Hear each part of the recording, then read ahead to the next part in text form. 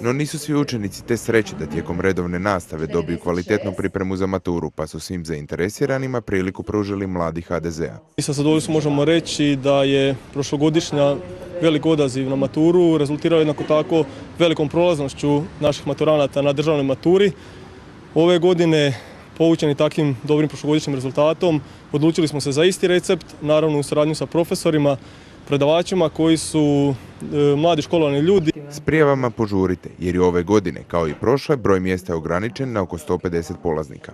Pozivamo sve zainteresirane maturante da se prijave i uz našu pomoć savrše znanje iz matematike, hrvatskog i engleskog jezika.